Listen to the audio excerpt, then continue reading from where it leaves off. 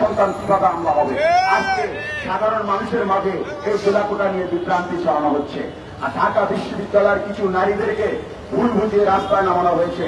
সেই নারীদের উদ্দেশ্যে বলতে চাই, আপনারা 2018 সালে কোটা বাতিলের পর যে দুটি বিসিএস এর ফলাফল হয়েছে এই দুটি বিসিএস এর ফলাফল আপনারা বিশ্লেষণ করেন।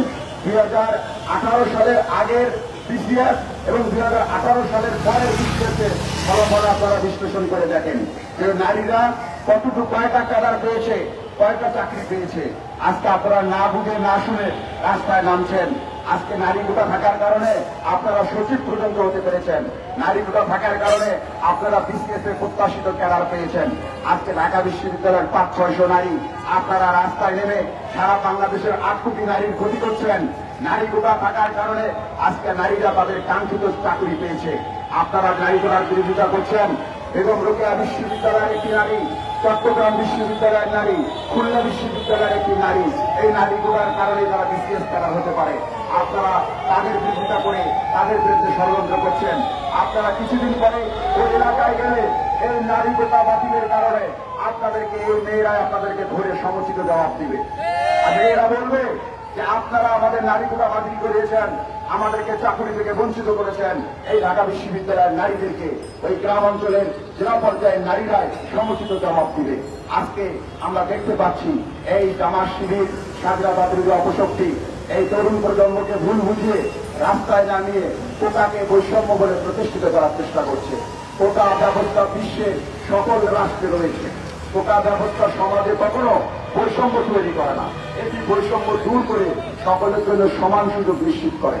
আজকে রাজাকারের বংশধররা আপনারা সাধারণ শিক্ষার্থীদেরকে ভুল বুঝিয়ে রাস্তায় নামিয়ে তাদেরকে দিয়ে কোটার বিরুদ্ধে অপপ্রচার চালাচ্ছেন। আমরা সুস্পষ্টভাবে বলতে চাই যে এদেশে মুক্তিযুদ্ধের সপক্ষের শক্তি যতদিন থাকবে, এদেশে যতদিন বাংলাদেশ থাকবে ততদিন কোটা ব্যবস্থা থাকবে। কারণ কোটা ব্যবস্থার মাধ্যমে আজকে বাংলাদেশে আমরা দেখতে পেয়েছি সকল শ্রেণীর মানুষের জন্য সমান সুযোগ নিশ্চিত হয়েছে। আজকে মাননীয় প্রধানমন্ত্রীর বক্তব্য নিয়ে আপনারা সমালোচনা করেন। মাননীয় প্রধানমন্ত্রী সঠিক কথা বলেছেন, যৌক্তিক কথা বলেছেন, সময় উপযোগী কথা বলেছেন।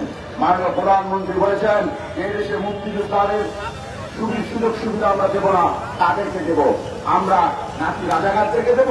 তাহলে রাজাকার যদি আপনারা হয়ে থাকেন তাহলে নিজেদেরকে আপনারা রাজাকার বলেন। আপনাদের গায়ে লাগছে কেন? আপনাদের গায়ে লাগার কারণ হচ্ছে আপনারা হয়তো রাজাকারের সন্তান নাকি নাকি, তাহলে সে কারণে আপনাদের গায়ে লাগছে। যারা রাজাকার বা রাজাকারের পরিবারের বংশধর তাদের গায়ে এই কথা লাগবে। সাধারণ শিক্ষার্থীর গায়ে তো এই কথা লাগার কথা নয়। সাধারণ শিক্ষার্থীরা আজকে বাংলাদেশে নীরব হয়েছে। যারা আজকে এই আন্দোলনের নেতৃত্ব দিচ্ছে প্রত্যেকটি এই ছাত্রদল শিবিরে অর্থায়নের নেতৃত্ব দিচ্ছে। ওই নয়াপল্টন থেকে ওই বিএনপির নেতৃত্ব শীর্ষ নেতৃবৃন্দ এই আন্দোলনের নেতৃত্ব দিচ্ছে। আপনারা ইতিমধ্যে দেখেছেন ছাত্র শিবির প্রেস রিলিজের মাধ্যমে এই আন্দোলনে অংশগ্রহণ করেছে। ছাত্রদল প্রেস রিলিজের মাধ্যমে এই আন্দোলনে অংশগ্রহণ করেছে। আজকে লন্ডন থেকে তারেক জিয়া অর্থায়ন করে এখানে নেতৃত্ব দিচ্ছে। এগুলো সুস্পষ্ট। আমরা সুস্পষ্টভাবে বলতে চাই যে যারা কোটা বাতিল আন্দোলনের নামে সাধারণ শিক্ষার্থী আপনারা জামাত শিবিরের উস্কানির ফাঁদে পা দিয়েছেন, তারা ঘরে ফিরে যান, পড়া শিবিরে চলে যান। তাদেরকে ভুল বোঝানো হচ্ছে। এদেরকে শক্তভাবে প্রতিহত করতে হবে। সুপ্রসূরি আজকের এই কর্মসূচিতে পর্যায়ে আপনাদের সঙ্গে বক্তব্য রাখবেন মুক্তিযোদ্ধা সংসদ সন্তান কল্যাণ কেন্দ্রীয় কমিটির সংগ্রামী সভাপতি জনাব মাহবুব ইসলাম বেরি। ধন্যবাদ জনাব আল মামুন, সংগ্রামী সাধারণ সম্পাদক মুক্তিযোদ্ধা সংসদ সন্তান কল্যাণ কেন্দ্রীয় কমিটি। আজকে আমরা এখানে দাঁড়িয়েছি।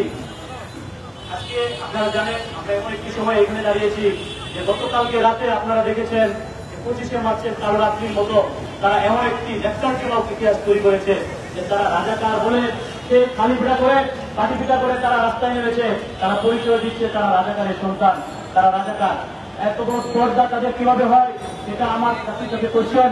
আজকে এই সাহস তারা কিভাবে পায়? আসলে আমাদের আজকে ভালো একটি সময় এসেছে, তাদেরকে চিহ্নিত করার একটি সুন্দর সময় এসেছে। আমি আমাদের মুক্তিযোদ্ধা মন্ত্রীর কাছে প্রশ্ন রাখতে চাই, আপনি আজকে বসে বসে অমুক্তিযোদ্ধাদেরকে কেন এখনো পর্যন্ত চিহ্নিত করতে পারেন নাই? সেই 2001 সালে যখন বিএনপি জামাত ক্ষমতায় ছিল তখন অনেক অমুক্তিযোদ্ধাদেরকে মুক্তিযোদ্ধা বানানো হয়েছিল। তাদের সন্তানরাই আজকে বিভিন্নভাবে আমাদেরকে বিভ্রান্ত তৈরি করার চেষ্টা চালাচ্ছে। আজকে এই রাজাকার যারা বলছে, পরিচয় দিচ্ছে, আজকে মন্ত্রীর কাছে আমি প্রশ্ন রাখতে চাই, আপনি অতি দ্রুত তাদেরকে চিহ্নিত করে এই বাংলাদেশের মুক্তিযুদ্ধের সময় যারা চিহ্নিত রাজাকার ছিল তাদেরকে চিহ্নিত করতে হবে এবং তাদের সন্তানদেরকে চিহ্নিত করতে হবে। তাদেরকে কখনো কোন প্রশাসনিক চাকরি তো দূরের কথা, তাদের সম্পদ বাজেয়াপ্ত করতে হবে। আজকে এখানে দাঁড়িয়ে আমি আবারও বলতে চাই যে মুক্তিযুদ্ধের সময় আপনারা দেখেছেন যে 7.5 কোটি মানুষের ভিতরে মাত্র কিন্তু 2 লক্ষ মুক্তিযোদ্ধারা মাঠে নেমেছিল। 2 লক্ষ মুক্তিযোদ্ধার মাধ্যমে এই দেশ স্বাধীন হয়েছে। আজকে আমাদেরকে সংখ্যায় কম মনে করতে পারেন, কিন্তু মাননীয় নেত্রী যদি নির্দেশনা দেয় সারা বাংলাদেশ থেকে মুক্তিযোদ্ধার সন্তানরা আসতে কিন্তু সময় নেবে না। এখনো পর্যন্ত আমাদের পিতা যাদের রক্তের বিনিময়ে আজকে আমাদের বাংলাদেশকে স্বাধীনতা পেয়েছি, সেই মুক্তিযোদ্ধারা কিন্তু মাঠে নামে নাই। আপনারা যদি বেশি বাড়াবাড়ি করেন, আমরা সকল মুক্তিযোদ্ধা সহ সন্তানরা সহ কিন্তু আপনাদেরকে সঠিক জবাব দেওয়ার জন্য আমরা মাঠে নেমে পড়বো। সুতরাং আপনাদেরকে বারবার বলতে চাই, আজকে আপনারা যে স্পর্ধা আপনারা দেখিয়েছেন রাজাকার বলে, এইটা একটা কালো অধ্যায় তৈরি করেছেন এবং আমাদেরকে আরো সুযোগ তৈরি করে দিয়েছেন যে আপনাদেরকে সঠিকভাবে চিহ্নিত করার জন্য। আজকে মুক্তিযোদ্ধার কোটা নিয়ে আপনাদের এত চুলকানি, এটা তো আমরা বুঝতে পারি। অন্য কোটা নিয়ে তো আপনারা কোনো কথা বলেন না। আমরা কিন্তু এখানে দাঁড়িয়ে বারবার আমাদের যত প্রোগ্রাম হয়েছে, যত আন্দোলন হয়েছে, সকল কোটার পক্ষে আমরা কথা বলেছি। আমরা নারী কোটার পক্ষে কথা বলেছি, আমরা প্রতিবন্ধী কোটার পক্ষে কথা বলেছি, আমরা উপজাতি ক্ষুদ্র নৃগোষ্ঠীর পক্ষে কথা বলেছি। আমরা চাই কোটা হচ্ছে একটি বৈষম্য দূরীকরণের জন্য একটি উত্তম পন্থা। সুতরাং এই কোটা ব্যবস্থা বাংলাদেশে চালু থাকবে। ইতিমধ্যে আমাদের সাধারণ সম্পাদক বলেছে আপনাদের মধ্যে কোটা কিভাবে বৈষম্য দূর করে। সুতরাং এই সাধারণ ছাত্রদেরকে আপনারা যেভাবে ভুল বুঝিয়ে রাস্তায় নামিয়েছেন, এর ডাক বাংলা জবাব দেওয়ার সময় কিন্তু সামনে আসছে। আমরা এখনো কিন্তু নামি নাই। আপনারা যদি বেশি চুলকানি আপনাদের থাকে, সেই চুলকানির মলম কিভাবে দিতে হয় মুক্তিযোদ্ধা পরিবারের সেটা জানা আছে ভালোভাবে। সুতরাং আপনাদেরকে জানাতে চাই, এবার আপনারা ঘরে ঢুকুন এবং আপনারা হলে ফিরে যান। যে সেখান থেকে বের হয়েছেন গর্তে ঢুকে যান। সেই গর্তের সাপ যারা রাজাকার আলবদর আল-শামস ছিল, সেই 1971 সালে মুক্তিযোদ্ধারা যখন মাঠে নেমেছিল, সেই গর্তের সাপ কিন্তু গর্তে ঢুকে গিয়েছিল। আপনারা কিন্তু সাপের মতো, আমরা যখন আবার মাঠে নামবো, শক্তিশালী ভাবে মাঠে নামলে আপনারা কিন্তু আবার গর্তে ঢুকে যাবেন, সেটা আমরা জানি। সুতরাং আমরা চাই আপনারা আগে গর্তে ঢুকে যান ভালোভাবে এবং আমাদের মুক্তিযোদ্ধার সন্তানদেরকে বাধ্য করবেন না। সুতরাং মাননীয় নেত্রী গতকালকে আমাদেরকে যেভাবে সাপোর্ট দিয়ে কথা বলেছে, আমরা ওনার বক্তব্যকে স্বাগত জানাই এবং পরবর্তীতে মুক্তিযোদ্ধার সন্তান এবং পরিবারদেরকে সচেতন অবস্থায় থাকার জন্য আমরা অনুরোধ জানাবো। সারা বাংলাদেশের সকল সন্তানদেরকে এবং মুক্তিযোদ্ধা পরিবারের সকল সদস্যকে সচেতন অবস্থায় আপনাদেরকে থাকার জন্য আবেদন জানাবো। আমরা 2018 সালে যেভাবে এই শাহবাগ চত্বরে আপনারা সবাই এসেছিলেন, সেই ডাক আসলে আবারও সবাই চত্বরে আমরা শাহবাগে আমরা জানান দিতে চাই। 2013 সালে আপনারা জানেন যে আমরা কিভাবে গণজাগরণ তৈরি করেছিলাম, সেই গণজাগরণের অপেক্ষায় সারা বাংলাদেশের সকল মানুষ মুক্তিযোদ্ধা পরিবার এবং মুক্তিযুদ্ধের সকল শক্তিরা অপেক্ষা করছে। সুতরাং সেই আশ্বাসের অপেক্ষায় আমরা এখনো রয়ে গেছি। আপনাদেরকে শুধু এটুকু জানাতে চাই, আপনারা যা করছেন সেটার জবাব আপনারা পাবেন। এই বলে আমি আমার সংক্ষিপ্ত বক্তব্য এখানে শেষ করছি। জয় বাংলা, জয় বঙ্গবন্ধু। শুভ্রজুরি, গতকাল রাতে ঢাকা বিশ্ববিদ্যালয়ের বিভিন্ন হলে ছাত্র শিবির, ছাত্র দলের সন্ত্রাসীরা লাইট বন্ধ করে অন্ধকার রাতে, যাতে তাদের চেহারা কেউ না দেখতে পারে, কারণ আপনারা জানেন যে এই স্বাধীনতা প্রীতি রাজাকাররা সবসময় অন্ধকারে থাকে, এরা নিজেদেরকে রাজাকার বলে আখ্যায়িত করছে। আমরা সুস্পষ্টভাবে বলতে চাই, যারা নিজেদেরকে রাজাকার বলে পরিচয় দিয়েছেন তারা অবিলম্বে পাকিস্তানে চলে যান। আপনাদের এই দেশে থাকার কোন অধিকার নেই। রাজাকারের সন্তানদের জায়গা পাকিস্তানে হবে, বাংলাদেশে হবে না। কারণ যারা নিজেদেরকে রাজাকার বলেছে এরা কখনোই সাধারণ শিক্ষার্থী হতে পারে না। এরা হচ্ছে ছাত্রদল শিবিরের চিহ্নিত সন্ত্রাসী। কারণ ইতিমধ্যে ছাত্রদল এবং শিবির প্রকাশ্য দিবালোকে তারা এই আন্দোলনকে সমর্থন দিয়ে নেতৃত্বে অংশগ্রহণ করেছে।